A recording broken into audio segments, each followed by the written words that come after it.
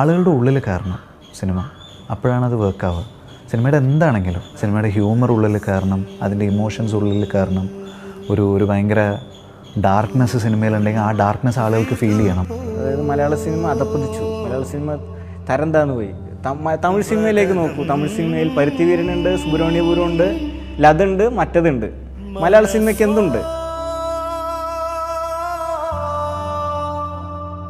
അത് മാറി തുടങ്ങിയത് കഴിഞ്ഞാണ് ബിഗ് ബിയിലൊരു ചെറിയൊരു മാറ്റം വന്നു. പിന്നെ മലർവാടി ആർട്സ് ക്ലബ്ബ് വന്നു. പിന്നെ ഇപ്പോൾ തട്ടത്തിൻ മറയത്ത്. പിന്നെ അതിൻ്റെ ഇപ്പോൾ ഏറ്റവും അവസാനമായിട്ടാണ് ഇപ്പോൾ ഞാൻ വന്ന് നിൽക്കുന്നത്. ഇതിൽ ഓരോ തവണയും നമ്മൾ എസ്കേപ്പ് ആവുന്ന പോലെ നമുക്കുണ്ടാകുന്ന ഫീല്. ഇത് എൻ്റെ ആദ്യത്തെ പടമാണ് എന്ന് എല്ലാവരും ഉരുവിട്ടുകൊണ്ട് വേണം പടം തുടങ്ങാൻ. ആ പേടി വേണം. പേടിയില്ലെന്നുണ്ടെങ്കിൽ നമ്മൾ ചെയ്യുന്നതെല്ലാം വെറുതെയാണ്.